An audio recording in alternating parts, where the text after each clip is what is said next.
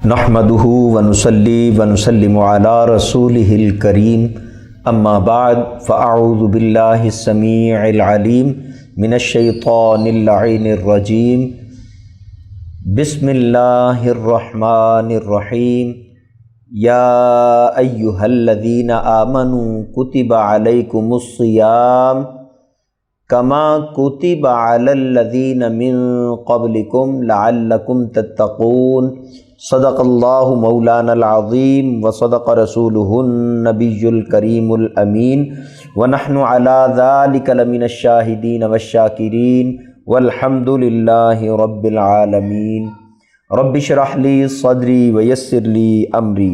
واحلل عقدۃ من لسانی یفقہوا قولی ان اللہ وملائکتہ یصلون علی النبی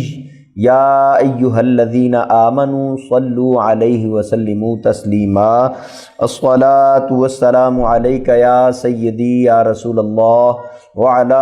آلک واصحابک یا سیدی یا حبیب اللہ الصلاۃ والسلام علیک یا سیدی یا رحمۃ للعالمین وعلی آلک واصحابک یا سیدی یا خاتم النبیین۔ بعد از حمد و صلاۃ اللہ جل مجدہ الکریم جل جلالہ عم نوالہ وعظم شانہ واتم برہانہ ولا الہ غیرہ کی بارگاہ اکبر و اقدس میں دعا ہے کہ اے پاک پروردگار عالم، اے ذات ستار و غفار، اے ذات رحیم و کریم، ہم سب کی، ہمارے والدین کی تمام تر لغزشوں، خطاؤں، غلطیوں کو معاف فرما، اور آج کے دن برسنے والی جمعۃ المبارک کے روز جو رحمتیں اور برکتیں ہیں، اس میں سے ہم سب کو حظ وافر نصیب فرما، اور دعا ہے رب ذوالجلال والاکرام کی بارگاہ میں کہ جو آیا مبارکہ تلاوت کرنے کا شرف، سعادت اور برکت حاصل کی ہے، اس پر مجھے حق بیانی کرنے کی توفیقات عطا فرما، اور اس کو سننے سمجھنے کے بعد ہم سب کو اس پر عمل پیرا ہونے کی توفیقات عطا فرما۔ خود جب عمل پیرا ہو جائیں تو اوروں کو بھی اس کی طرف راغب کرنے کی توفیقات عطا فرما۔ قرآن کریم برہان رشید میں اللہ جل مجدہ الکریم سورہ بقرہ شریف آیہ مبارکہ نمبر 183 میں ارشاد فرماتا ہے، یا ایہا الذین آمنوا۔ جب بھی اللہ رب العالمین نے کسی انعام کا اعلان کرنا ہوتا ہے یا کوئی حکم صادر فرمانا ہوتا ہے، اور جب بھی کوئی مہربانی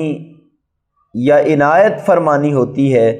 تو اللہ تعالیٰ اہل ایمان کو مخاطب فرماتا ہے۔ قرآن کریم میں بارہا یہ الفاظ آئے ہیں، یعنی جہاں جہاں اللہ کریم نے کوئی حکم دینا ہوتا تو وہاں اللہ تعالیٰ اہل ایمان کو اپنی طرف مخاطب فرماتا ہے اور پھر حکم ارشاد فرماتا ہے۔ یہاں اللہ تعالیٰ ارشاد فرما رہا ہے، یا ایہا الذین آمنو، اے ایمان والو، اے وہ لوگو جو ایمان لائے ہو، اے وہ لوگو جو مجھ پر ایمان لائے ہو، یعنی اللہ تعالیٰ پر ایمان لائے ہو، اور اے وہ لوگو جنہوں نے میرے محبوب علیہ السلام کا کلمہ پڑھ لیا ہے اور دائرہ اسلام میں داخل ہو گئے ہیں، اور میرے محبوب علیہ السلام کی غلامی کا پٹا اپنے گلے میں ڈال لیا ہے۔ اے وہ لوگو جنہیں میرے محبوب علیہ السلام کا عشق اور محبت مل گیا ہے اور ان سے ایمان کی دولت پا چکے ہو، ان کے لیے اللہ تعالیٰ ارشاد فرماتا ہے، کتب علیکم الصیام، کہ تم کیا کرو، تم پر روزے فرض کیے گئے ہیں، اور یہ جو روزے فرض کیے گئے ہیں، یہ روزوں کا جو حکم ہے، اللہ تعالیٰ نے پہلے تو یہ ارشاد فرمایا کہ یہ تم پر فرض کر دیے گئے ہیں۔ جب یہ فرما دیا کہ کتب علیکم الصیام، تو پھر ساتھ ہی اللہ تعالیٰ نے ارشاد فرمایا کما کتب علی الذین من قبلکم۔ اچھا، اس میں اللہ تعالیٰ کیا ارشاد فرما رہا ہے؟ اس میں باری تعالیٰ کا ارشاد ہے جیسے اگلوں پر فرض ہوئے تھے، جیسے تم سے پہلے لوگوں پر فرض کیے گئے تھے، پہلی امتوں پر فرض کیے گئے تھے، پہلی قوموں پر فرض کیے گئے تھے، لعلکم تتقون، تم سے پہلے جو لوگ آئے ان پر فرض کیے، اور اس کے بعد اللہ تعالیٰ نے ارشاد فرمایا لعلکم تتقون، تاکہ تم متقی بن جاؤ، پرہیزگار بن جاؤ۔ اچھا، اہل ایمان کو اللہ تعالیٰ نے حکم ارشاد فرمایا ہے۔ اہل ایمان کو جب حکم ارشاد فرمایا ہے تو وہ حکم تو یہ ہے کہ کتب علیکم الصیام، تم پر روزے فرض کر دیے گئے ہیں۔ مطلب یہ ہوا، معنی یہ ہوا کہ جو بندہ روزوں کو چھوڑتا ہے حکم باری تعالیٰ کے باوجود، وہ اپنے ایمان کی فکر کرے اور غور کرے کہ اگر اس کو اللہ تعالیٰ نے ایمان کی دولت سے نوازا ہے تو پھر اس کے لیے حکم ہے کہ تم پر روزے فرض کیے گئے ہیں، اور اگر ایمان نہیں ہے تو پھر روزے فرض نہیں ہیں، پھر چھوڑ سکتے ہیں۔ اور دوسری بات یہ کہ کتب علیکم الصیام، تم پر روزے فرض کر دیے گئے ہیں، اور ساتھ ہی پھر جو فرمایا کما کتب علی الذین من قبلکم،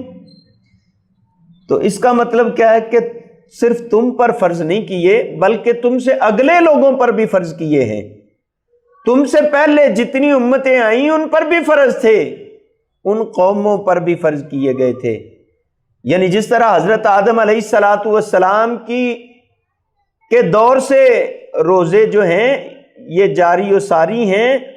اور ایام 20 کے روزے جو 13، 14، 15 ہر ماہ چاند کی 13، 14، 15 تاریخ کو رکھے جاتے ہیں، حضرت آدم علیہ السلام نے یہ روزے رکھے ہیں، اور ان کے بعد پھر انبیاء کرام علیہ السلام تشریف لاتے رہے، تو انبیاء کرام علیہ السلام کی امتوں پر بھی روزے فرض رہے، دیگر انبیاء کرام علیہ السلام۔ اور یہ الگ بات ہے، کسی کے لیے مہینوں کے روزے ہوتے، کسی کے لیے سالوں کے، اور کسی کے لیے دنوں کے روزے ہوتے۔ یہ جو روزے ہیں یہ پہلے بھی فرض کیے جا چکے ہیں، پہلے لوگوں پر بھی فرض کیے جا چکے ہیں۔ اچھا، اس میں آپ غور فرمائیں تو ایسے لگتا ہے جیسے تسلی دی جا رہی ہے کہ تم گھبراؤ نہیں، پریشان نہ ہونا کہ روزے تم پر فرض کر دیے گئے ہیں، بلکہ تسلی دی جا رہی کہ تم سے پہلے لوگوں پہ بھی فرض کر دیے گئے تھے۔ اچھا، ایک بڑی خوبصورت بات ہے مثال دینے کے لیے، فار ایگزامپل کے طور پہ جو کر رہا ہوں کہ مثال کے طور پہ ایک ماں اپنے بچے سے محبت کرتی ہے، محبت کرنے کے باوجود پھر ماں بچے کو کبھی انجیکشن لگوانے بھی لے جاتی ہے، تو انجیکشن لگوانے کی بڑی تکلیف ہوتی ہے، تو جو بچہ انجیکشن لگوانے سے ڈرتا ہے تو ماں پھر کیا کرتی ہے؟ انجیکشن تو اسے لگوانا ہی ہے، لیکن گھر میں جو باقی بچے ہیں ان کے متعلق بتاتی ہے کہ تم سے پہلے اس کو بھی انجیکشن لگا تھا، خواہ وہ سمجھنے والا ہو یا نہ سمجھنے والا ہو، چھوٹی عمر کا بچہ ہو، پھر بھی ماں کہتی ہے دیکھو یہ تمہیں لگنے لگا ہے تو صرف تمہیں ہی نہیں لگنے لگا بلکہ تم سے پہلے تیرے بھائیوں کو، بہنوں کو بھی لگے ہیں انجیکشن۔ اچھا، یا پھر وہاں لے جایا جاتا ہے جہاں انجیکشن لگ رہے ہوتے ہیں، وہاں بچوں کو انجیکشن لگ رہے ہوتے ہیں تو ماں دکھاتی ہے دیکھو ان کو بھی انجیکشن لگ رہے ہیں، معمولی سی تو تکلیف ہوتی ہے لیکن اس کا فائدہ بہت زیادہ ہوگا۔ فائدہ کیا ہوگا؟ کہ تم ٹھیک ہو جاؤ گے، جن بیماریوں نے تمہیں گھیر لیا ہے وہ بیماریاں یہ انجیکشن لگنے کے بعد تمہیں چھوڑ جائیں گی، اور تم صحت مند ہو جاؤ گے، تندرست ہو جاؤ گے، توانا ہو جاؤ گے۔ ماں ہے، بچے کے ساتھ محبت بھی کرتی ہے، انجیکشن بھی لگواتی ہے جی۔ تو اللہ تعالیٰ ایک ماں کی طرح نہیں، 100 ماؤں سے بھی بڑھ کر پیار فرمانے والا ہے۔ بعض روایات میں 70 ماؤں سے زیادہ پیار کرنے والا، اور بعض روایات کے مطابق 100 ماؤں سے زیادہ پیار کرنے والی اللہ تعالیٰ کی ذات ہے۔ اس کی رحمت جو ہے وہ اپنے بندوں پر اس قدر شفقت فرماتی ہے۔ تو یہ بالکل ایسی ہی بات ہے کہ کتب علیکم الصیام، تم پر روزے فرض کیے گئے ہیں، کما کتب علی الذین من قبلکم، صرف تم پر ہی فرض نہیں کیے بلکہ تم سے پہلے جو لوگ آئے تھے، تم سے پہلے جو قومیں آئیں تم سے پہلے جو امتیں آئیں ان پر بھی فرض کیے گئے تھے۔ یا ایھا الذین آمنوا کتب علیکم الصیام، اے اہل ایمان تم پر روزے فرض کیے گئے ہیں، تم پر روزے فرض کیے گئے ہیں۔ اچھا روزہ صبح سے شام تک بھوکا رکھنا ہے تو اہل ایمان کو کیوں بھوکا رکھا گیا؟ بھوکا رکھ کے ہاں کرنا کیا چاہتا ہے اللہ تعالیٰ؟ بھوکا رکھنے کا مقصد کیا ہے؟ بھوکا رکھنے کا مقصد یہ ہے کہ تمہارے اندر جو بھی گناہوں کی میل کچیل خرابیاں خامیاں نقص نقائص پڑ گئے ہیں، جو تمہاری روحانیت ڈسٹرب ہو چکی ہے، جو تمہارا نماز پڑھنے کو دل نہیں چاہتا اور تم کہتے ہو مجھے پتہ ہی نہیں کیوں نہیں چاہتا، اور جو تم تلاوت کلام الرحمن کی طرف نہیں آتے ہو، جو تم ذکر اللہ کی طرف نہیں آتے ہو، جو تم کسی نیکی اور خیر اور بھلائی کی طرف نہیں آتے ہو، جو حیا تمہارے اندر سے دور ہو چکا ہے، یہ روزہ رکھنے کی برکت یہ ہوگی کہ تمہارا ایمان تمہارے اندر واپس لوٹ آئے گا، اور تمہارا جس طرح ایمان لوٹ آئے گا اسی طرح پھر تمہاری روحانیت میں ترقی ہوگی، اور پھر تمہارا نماز پڑھنے کو دل چاہے گا، اور پھر تمہارا تلاوت کلام الرحمن کو من چاہے گا، اور پھر تمہارا اپنے رب کے نزدیک آنے کو دل چاہے گا، مسجدوں سے تمہیں پیار ہو جائے گا، مدارس سے تمہیں پیار ہو جائے گا، دینی کتب سے اور ہر خیر اور بھلائی سے تمہیں پیار ہو جائے گا، اور روزے رکھ لو گے تو یہ روزے رکھنے ہی کی برکت ہوگی کہ لعلکم تتقون، کہ تم متقی بن جاؤ گے، پرہیزگار بن جاؤ گے، صالح بن جاؤ گے، نیک بن جاؤ گے، ابرار بن جاؤ گے۔ پہلے تم 11 ماہ جو ہے وہ طرح طرح کے گناہ کرتے رہے، اور گناہوں کی وجہ سے تم گناہگار ہو گئے، سیاہ کار ہو گئے، خطا کار ہو گئے، بدعمال بھی بن گئے، بد کردار بھی بن گئے، لیکن یہ روزے تمہیں اس لیے دیے ہیں کہ روزوں کی برکت سے تمہیں جو ہے تقوی مل جائے، پرہیزگاری مل جائے، تمہیں رب کا قرب نصیب ہو جائے۔ وما علیہ الا البلاغ المبین۔